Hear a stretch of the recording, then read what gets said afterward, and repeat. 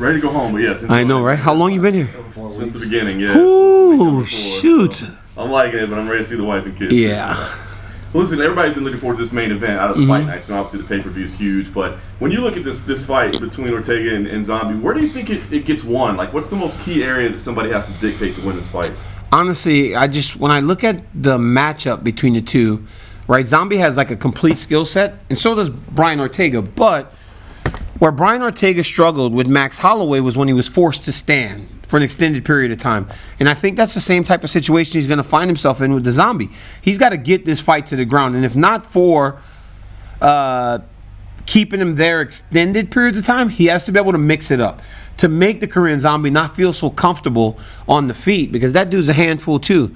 So ultimately, it's I know Brian Ortega knocked out Frankie Edgar, and sometimes you fall in love with the hands, but for him, he needs to get this fight to the floor, because if the Zombie can stay standing, he's very difficult. Yeah, we just found out the last couple of days, obviously, that Henner can't make it. I mean, from a fighter's point of view, like, how much difference can that make? I mean, I kind of like what Henner said, where he's like, dude, jiu-jitsu, you got. That was the most.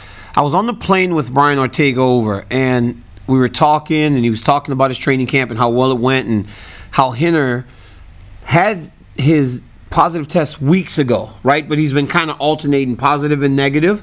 And when you get to Vegas, if you're positive, you can't travel. It is what it is.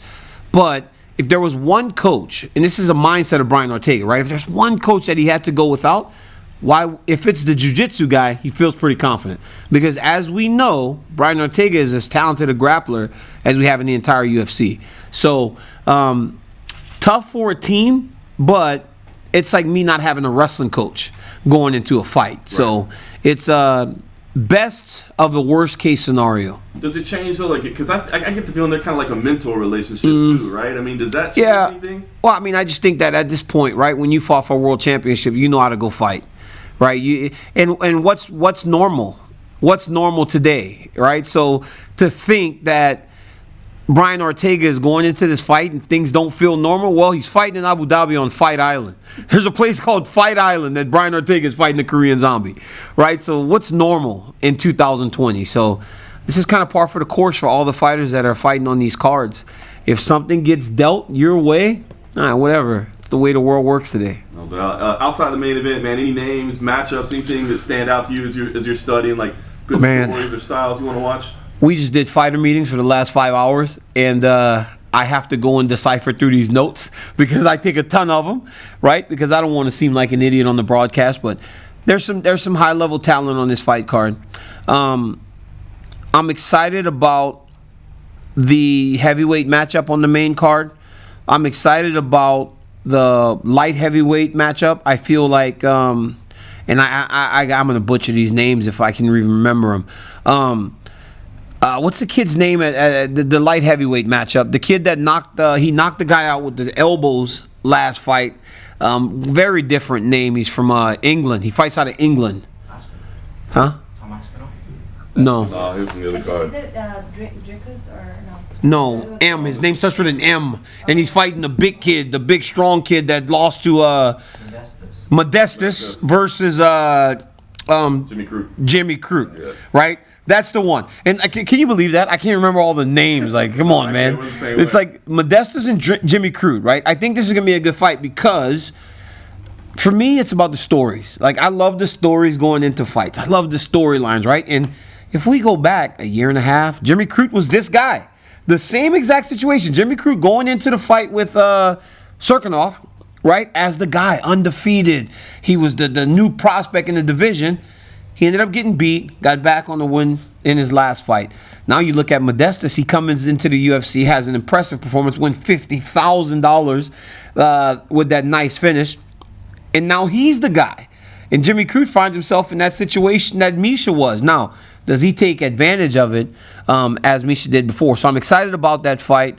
There's just some good fights all up and down the card, you know, and as I continue to prep, because I don't even know what today is. Is it Tuesday, Wednesday?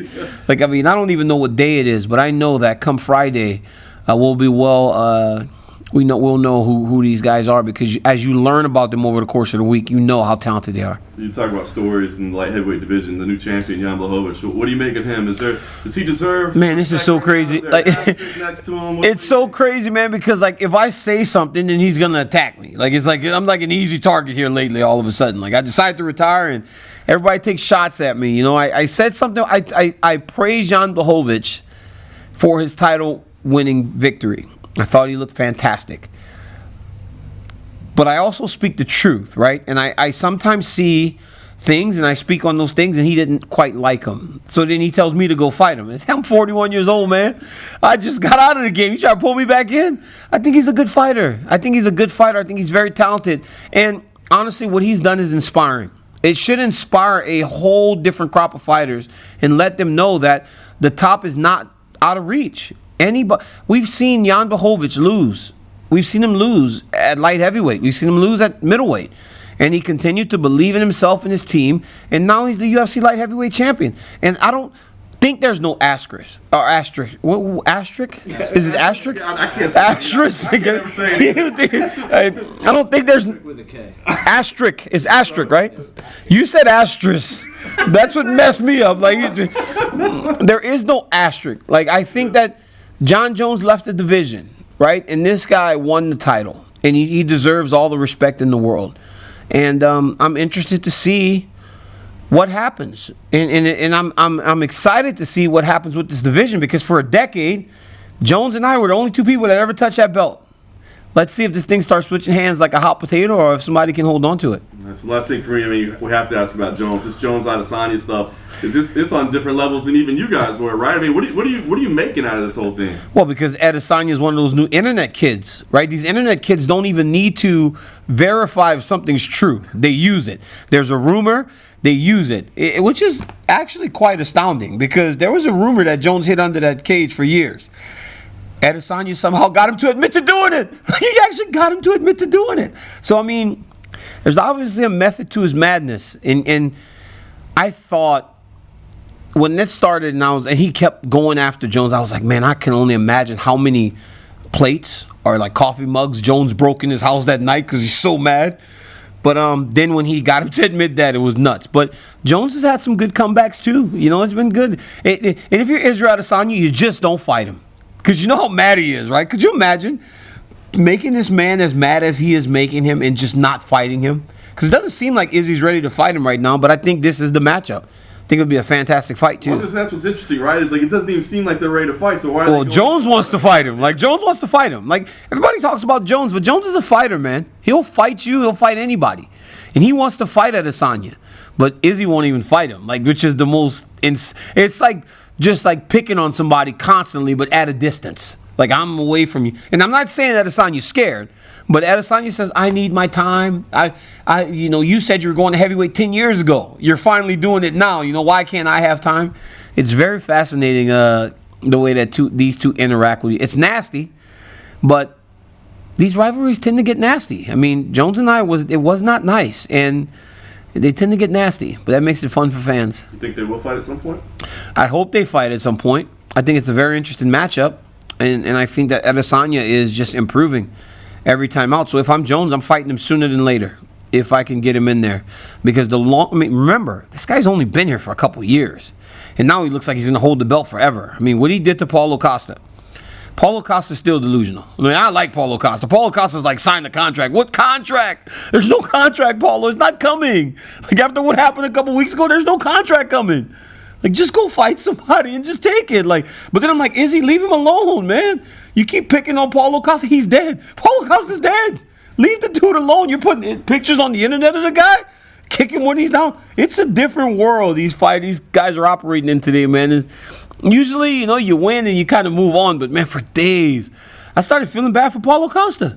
And then when he started responding, it actually got worse. Like, come on, man. Just take your licks. Just take your licks and just don't even say anything. If Jon Jones had admitted to you he'd hidden under a cage to avoid the drugs test, would you have asked the commission to investigate that?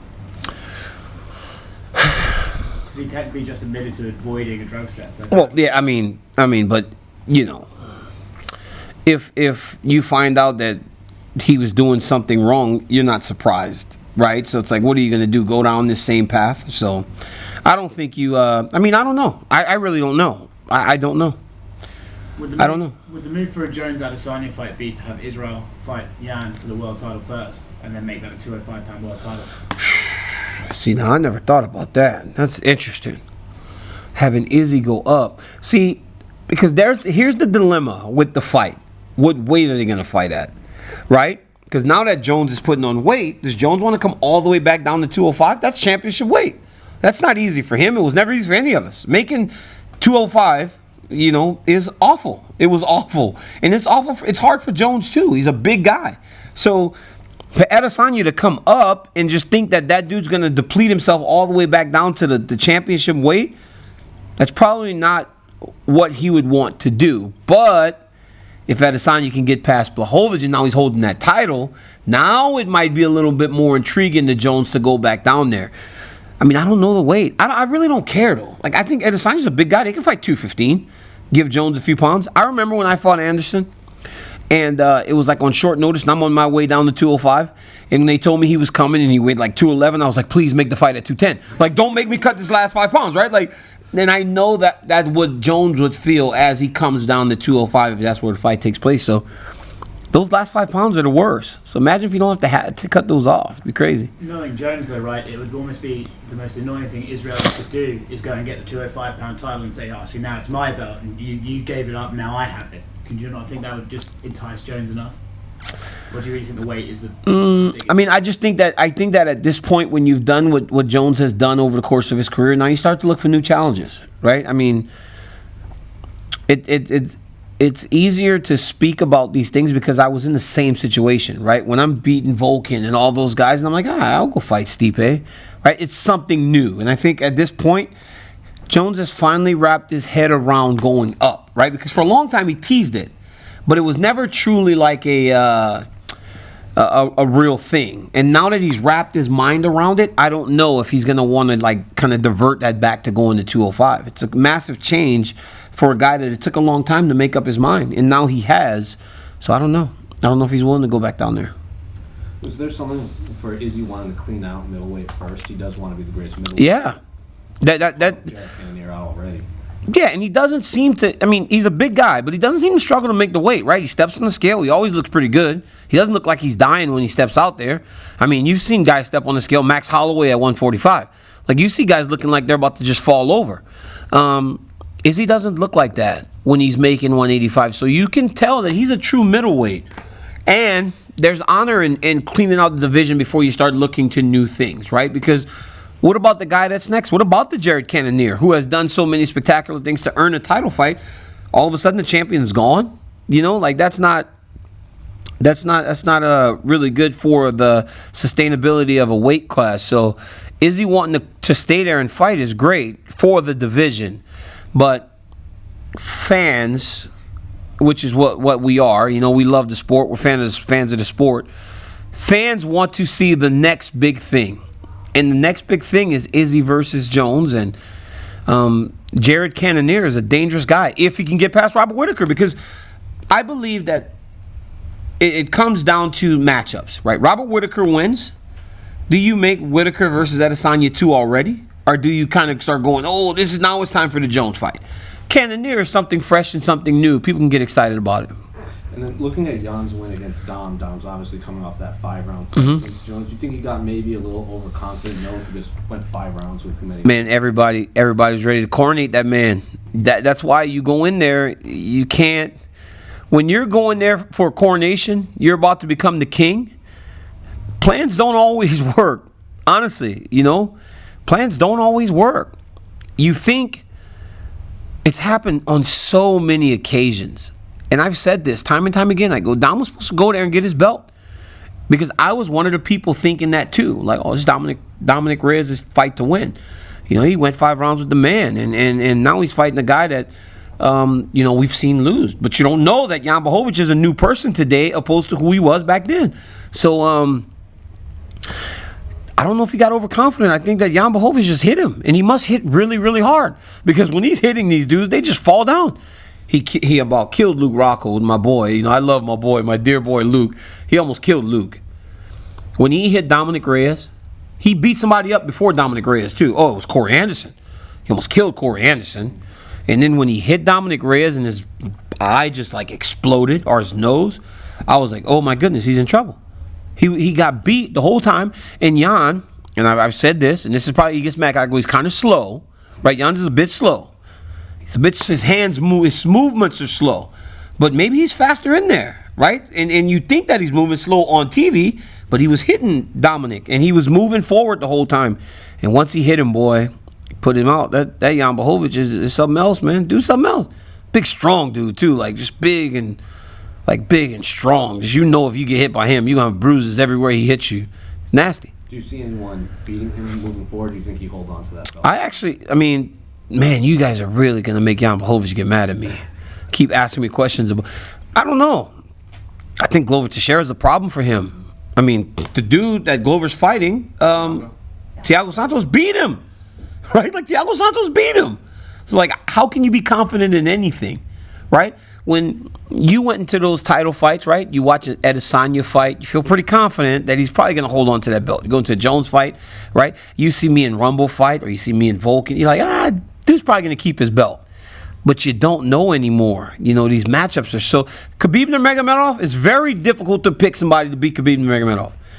That Piotr Jan. Like, is somebody really going to be Piotr Jan? I mean, Davison Figueiredo. Like, these dudes are like guys that you... When they go into those title fights, you're like, it's going to be very tough. Amanda Nunes. I mean, is somebody going to get the belt off him? No. But I think he's the guy that... With the way the division is and the way he matches up with him, because he doesn't wrestle, and when he gets taken down, at times he struggled before that. But I'm not even judging him on those struggles from the past, because obviously he's a new person. You take Jan Blachowicz down today, he might just get right back up, you know. So it's like you don't know. But because of those matchups, I don't know if I feel as confident in that title reign as I do in the guys like Adesanya, Usman, Nurmagomedov, Jan. Volkanovski's another guy that's going to have a tough time. Volkanovski can hold the belt for a long time, but he's got so many sharks in the water that it'll be difficult. You were talking about Paulo, Costa, and Adesanya. I don't know if you got to if anybody asked you about the celebration. Oh man, I just want to hear your thoughts. That was crazy, man. That was crazy. I mean, that was just crazy. Like, I mean. It was crazy. I've never seen anybody do anything like that. But Israel Adesanya is the same guy that in his UFC debut, you guys remember this on Fox? Izzy walks up to the pole and acts like he pulls himself out and pisses on the side of the octagon. He's like, this is my home now. This is my territory, right? Marking this spot. So it's like, I mean, you can't be surprised by anything Adesanya does anymore. That was crazy, man. That was crazy. But here's the thing, though. People make like comments about him, and they make these references about his personal life, and don't think that I'm implying anything, because I don't want this dude's mad at me, but it's like, then he plays into it, right? A lot of times when people say stuff about you, if you play into it, it makes them shut up. And I think Izzy did that to Paulo, but I mean, that's as disrespectful as it gets. Like, that's why I said, hey, leave him alone, man. Dude's dead. Like, dude's dead. Leave him alone. I mean, you can't do anything more to him. Like, leave him alone, bro. Like, come on, man. Leave this guy alone, man. And I like Paulo Costa, too. I felt bad for him. I felt really bad for him because he didn't deserve to get it like that. That was awful. And also about Adesanya, he loves Anderson Silva. He talks about Anderson Silva a lot. And I've asked Dana that, but do you think he can be the next Anderson Silva of the division? I think so. I mean, and also, you know, when I thought about the fight, when I watched him beat on Paulo Costa and I watched him beat on Robert Whittaker, a year and a half ago, Anderson Silva fought him to a 29-28 decision at 43 years old. Like, so how special is Anderson Silva that he can go with this dude? And as you said, he loves Anderson. So maybe it was respect, right? Maybe he respected Anderson so much that he couldn't truly just let himself go. But yeah, I think he's gonna hold that belt for a long time, man. Because I love Jared Cannonier. I think he's the man. But when I look at the style matchup, I'm like, what's he gonna do to Adesanya? Is he gonna be able to grab him, take him down? Is he gonna be able to knock him out? Like, what's he gonna do? I don't see. I'm looking at thinking about the 85-pound weight division and Rob, and who's a fantastic guy and great champion. Yoel Romero, he's beating him, you know, and Jared's going to be the next guy he might fight if he beats Rob. When you look at the contenders, it seems kind of tough to find a guy that can beat this dude. Also because he is only just starting. It's not like Adesanya's been here for 5 years, right? He's been fighting in the UFC for 2 years. That's insane. And last one for me, about your social media. Of course, you're a very positive guy, and you like to interact with people. But your last tweet, you're kind of like getting into like a little argument with some people that were, talking. Yeah. Because of Khabib and how you. They're so stupid. Like, they're so stupid, right? Like, I thought you're Khabib's friend. Hey, because I'm Khabib's friend doesn't mean that I can't say that Conor McGregor's a good fighter. Or does it take a freaking genius, right? Do I have to be does it take a genius to realize that if Conor McGregor wins 2 fights in a row, he's probably going to get a title fight? Like, come on, this is not rocket science. He beat Cowboy, and if he fights again and Khabib beats Justin Gaethje, they sold 2.5 million pay-per-views last time. They made a boatload of money. Why wouldn't I want that for my friend to fight a guy that he's beaten before, but also to see one? I was in the arena. I helped stop the fight. But because so many celebrities and people wanted tickets, I paid $10,000 for me and my family to watch Khabib fight. So if I'm paying $10,000 to go to Khabib's fight, then he is my friend. Because I'm not paying $10,000 for anything. Right? So, but I knew that was his moment, man. That was the biggest moment that he was going to experience. And I wanted to be there to support him as a teammate and as a friend. And then I went in there and stopped the fight, and Dana gave me all my money back. So it worked out, right? So I got to go to the fight for free. Because I was helping stop the fight, I actually got to go for free. But it's like, he's one of my best friends. He's a great guy. He's loving. He's so loyal. He's so loving. But if he gets to fight a guy that he beat before and make another $20 million, I'm all for it. So these idiots on the internet are so stupid. It's like, I don't understand if they're just trolling you or if they believe some of the points that they make. It just does not make any sense. And I sit on my show on Mondays now and I talk about all these topics. And it's going to make some people happy. It's going to make some people mad. But the reality is, it's like First Take. People get mad at Max and Stephen A. every day. And the more that they get mad at me and Ariel, the better it is. Because that means that we're starting to hit our points are starting to hit home and people are paying attention. And that's great. ESPN loves it. And sorry, as one of his best friends and teammates, do you think he would listen to you and fight McGregor again?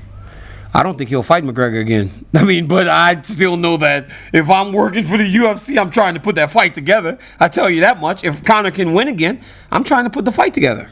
And Khabib's just so rich now. It's like he don't need money. Khabib is so rich now, it's crazy. He's like, you can give me. He said they can give him the whole UFC and he ain't gonna do an Ultimate Fighter.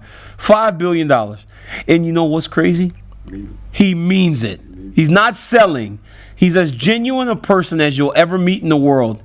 And if he says something, he usually means it. He's not number one bullshit guy. He tells you the truth. And I believe Khabib. But I would like him to fight Conor for sure. You still have to avert your eyes when you look at him? Me? No, I'm Daniel Cormier. I don't know. We do that to each other all the time. Remember, I was like, put your eyes down to me, Khabib. He goes, I'm champion too, brother. And I was like, no, I've got 2. That's when I had 2 belts. And he's like, okay. But no, he's a sweetheart, man. Like, to get to know Khabib is to be better. Like, the more you get to know him, you're a better person for it because he is an absolute sweetheart. And to see, I sent him a video. There was a video floating around the other day of him fighting, was it Gleison Tibau when he was throwing all those weird punches? The one that he almost lost. What was the one he almost lost?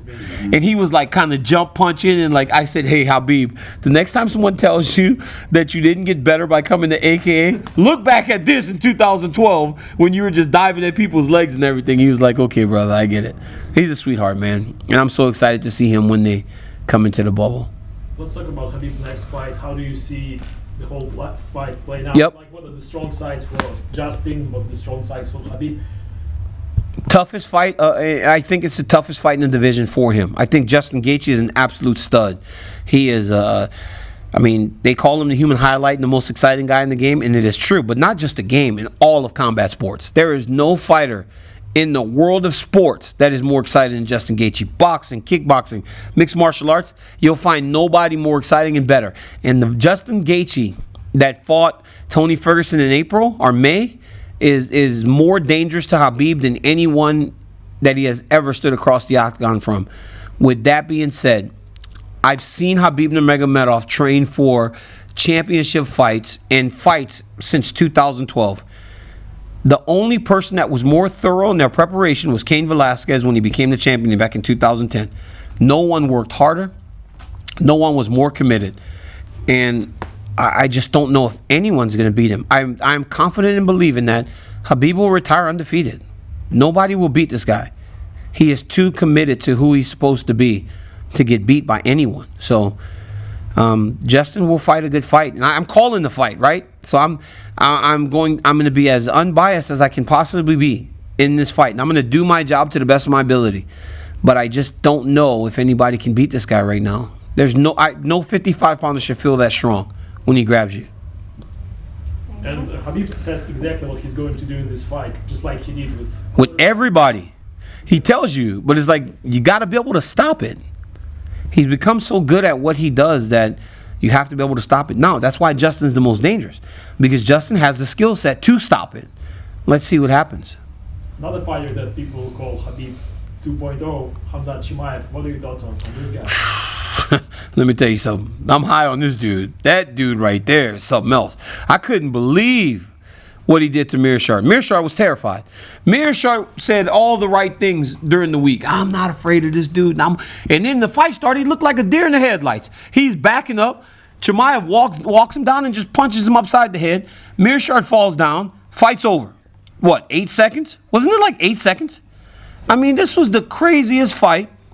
And this dude now, everybody would say stuff like Hamza Chimaev is better at striking than he is grappling. Like, no way. I've seen this guy outland people 175 strikes to 5 in 2 fights where he just took him down. And then against Gerald, this dude's a welterweight. And he's putting people to sleep like that. So, good luck with Hamza Chimaev in 185 or 170. I talked about Usman and those guys having the ability to run the table for a while. If that kid keeps climbing the ranks, he's a real problem for everyone. I don't know if you're aware of, but his teammate is fighting on the next card. Guram Kutateladze, remember this name? Guram Kutat. I'm glad I don't have to say that. Guram. Yeah. And he's fighting Mateusz Gambit, who is Oh, yeah. I'm going to just call him Guram. So when you hear me saying Guram over and over on Saturday, just don't worry. Just know that I cannot pronounce his last name. I'll learn it at some point, though. Keep winning. I didn't know how to say Chimaev until he made me learn it. Huh? You didn't know how to say Nurmagomedov at some point, probably. No, I knew how to say that. I got beat by enough Russians in wrestling to know how to say Nurmagomedov. Darren Till said that he'd give Khamzat a shot, the big boys, gets through jab.